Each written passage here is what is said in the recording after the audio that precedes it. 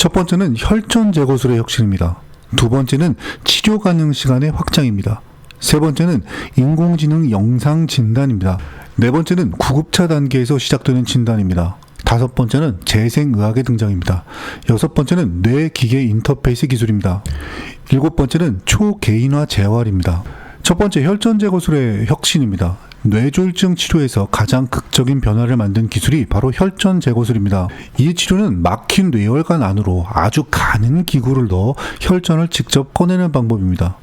예전에는 약물로 혈전을 녹이는 방법이 중심이었지만 큰 혈전에는 한계가 있었습니다. 하지만 스텐트 리트리버 같은 장비가 등장하면서 의사가 혈전을 눈으로 확인하고 직접 제거할 수 있게 되었습니다. 이 치료 덕분에 마비가 왔던 환자가 며칠 뒤 다시 걸어서 병원을 나가는 사례도 점점 늘고 있습니다. 혈전을 직접 제거하는 기술이 뇌졸중 치료의 판도를 바꾸기 시작했습니다. 두 번째는 치료 가능 시간의 확장입니다. 과거에는 뇌졸중 치료에서 6시간이라는 시간이 절대적인 기준이었습니다. 이 시간을 넘기면 치료 방법이 거의 없다고 여겨졌습니다. 하지만 최근 연구에서는 뇌영상 분석을 통해 아직 살아있는 뇌조직을 찾아낼 수 있다는 사실이 밝혀졌습니다. 그래서 일부 환자는 24시간까지도 치료 기회를 가질 수 있게 되었습니다. 시간이 지나도 포기하지 않고 치료 가능성을 판단하는 시대가 시작된 것입니다. 이제는 뇌졸중 치료는 시간만 보내는 것이 아니라 살아있는 뇌를 찾아내는 의학으로 발전하고 있습니다. 세 번째는 인공지능 영상 진단입니다. 뇌졸중 치료에서 가장 중요한 것은 얼마나 빨리 진단하느냐입니다. 최근에는 CT나 MRI 영상을 인공지능이 분석해 혈관이 막힌 위치를 자동으로 찾아냅니다. 이 시스템은 몇 분 안에 결과를 보여주기 때문에 의사의 판단 속도를 크게 줄여줍니다. 특히 큰 혈관이 막힌 경우 즉시 경고를 보내 치료팀이 빠르게 움직일 수 있도록 돕습니다. 이 기술 덕분에 응급실에서는 훨씬 빠른 의사결정이 가능해졌습니다. 인공지능은 시간을 줄여 환자의 뇌를 지키는 새로운 도구가 되고 있습니다. 네 번째는 구급차 단계에서 시작되는 진단입니다. 예전에는 병원에 도착해야만 뇌졸중 진단이 시작되었습니다. 하지만 이제는 구급차 안에서도 진단 준비가 이루어집니다. 환자의 증상 정보와 영상 자료가 병원으로 바로 전송됩니다. 의료진은 환자가 도착하기 전에 치료 계획을 세울 수 있습니다. 이 과정 덕분에 응급실에 도착하자마자 바로 시술을 시작하는 경우도 많아졌습니다. 치료는 더 이상 병원에서 시작되는 것이 아니라 현장에서 시작되고 있습니다. 다섯 번째는 재생의학의 등장입니다. 뇌졸중 이후 가장 큰 문제는 손상된 뇌조직이 쉽게 회복되지 않는다는 점입니다. 그래서 최근 의학은 뇌를 보호하는 치료를 넘어 회복시키는 연구를 진행하고 있습니다. 대표적인 것이 줄기세포 치료입니다. 줄기세포는 손상된 뇌 주변에서 새로운 연결을 만들도록 돕는 역할을 할 가능성이 있습니다. 또한 엑소좀이라는 세포신호 물질이 뇌 회복을 촉진하는 연구도 진행되고 있습니다. 재생의학은 손상된 뇌를 다시 회복시킬 수 있을지에 대한 새로운 가능성을 열고 있습니다. 여섯 번째는 뇌기계 인터페이스 기술입니다. 뇌졸중 환자에게 가장 힘든 것은 몸이 움직이지 않는 경험입니다. 하지만 뇌 안에는 여전히 움직이고 싶은 신호가 남아있는 경우가 많습니다. 뇌의 기계 인터페이스는 이 신호를 읽어 기계 장치로 전달하는 기술입니다. 환자가 손을 움직인다고 생각하면 그 신호가 로봇 장치나 재활 장비로 전달됩니다. 이 과정이 반복되면 뇌가 다시 움직임을 학습할 가능성이 생깁니다. 생각이 움직임으로 연결되는 기술이 신경 재활의 새로운 방향을 만들고 있습니다. 일곱 번째는 초개인화 재활입니다. 뇌졸중 회복은 병원에서 몇 주 치료받는 것으로 끝나지 않습니다. 퇴원 이후의 재활이 실제 회복을 결정하는 경우가 많습니다.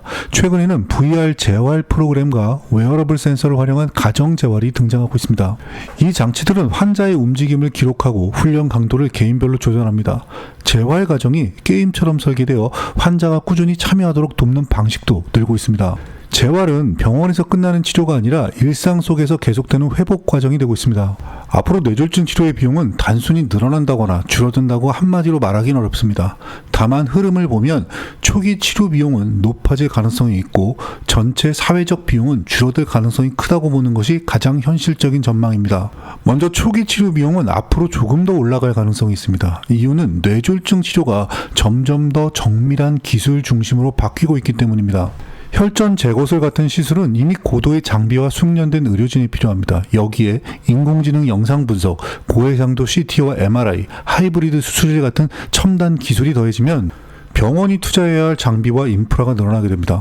이런 변화는 자연스럽게 치료 초기 단계의 의료 비용을 높일 수 있습니다. 즉, 앞으로는 응급치료 단계가 지금보다 더 고도화된 의료 영역이 될 가능성이 큽니다. 하지만 중요한 점은 뇌졸중에서 가장 큰 비용이 실제로는 응급치료가 아니라 그 이후에 발생한다는 사실입니다. 뇌졸중으로 장애가 남게 되면 재활치료가 오랫동안 필요하고 간병이나 요양시설 이용, 직업상실 같은 사회적 비용도 발생합니다. 실제 연구에서도 뇌졸중의 전체 비용 가운데 상당 부분이 이러한 장기적인 관리와 장애 관련 비용에서 나온다고 보고됩니다. 그래서 초기 치료가 조금 더 비싸지더라도 마비를 줄이고 기능 회복을 높일 수 있다면 전체적인 비용은 오히려 줄어들 수 있습니다. 또 하나 중요한 변화는 인공지능과 디지털 기술입니다. 앞으로는 영상 판독이나 위험 평가 같은 과정에서 인공지능이 많이 활용될 가능성이 큽니다. 이런 기술은 진단 속도를 빠르게 만들 뿐 아니라 불필요한 검사나 치료를 줄이는 데도 도움이 될 수 있습니다. 특히 전문 의료진이 부족한 지역에서는 원격 치료 네트워크와 AI 분석 시스템이 결합되면서 의료 접근성이 좋아지고 비용 효율성도 높아질 가능성이 있습니다. 재활치료 방식도 앞으로 크게 달라질 것으로 예상됩니다. 지금까지는 재활치료가 대부분 병원이나 재활센터에서 이루어졌지만 앞으로는 가정에서 진행되는 재활 프로그램이 점점 늘어날 가능성이 있습니다. 가상현실 기반 훈련, 웨어러블 센서, 원격 재활 플랫폼 같은 기술이 등장하면서 환자가 집에서도 지속적으로 훈련할 수 있는 환경이 만들어지고 있습니다.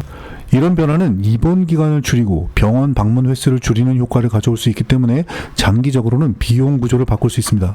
한편 재생의학 분야는 비용 측면에서 조금 다른 흐름을 보일 가능성이 있습니다. 줄기세포 치료나 세포 기반 치료는 초기에는 매우 높은 비용이 발생할 가능성이 있습니다.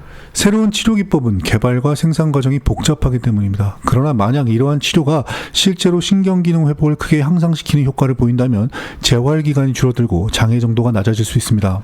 그렇게 되면 장기적으로 사회 전체 비용을 낮추는 방향으로 작용할 수도 있습니다.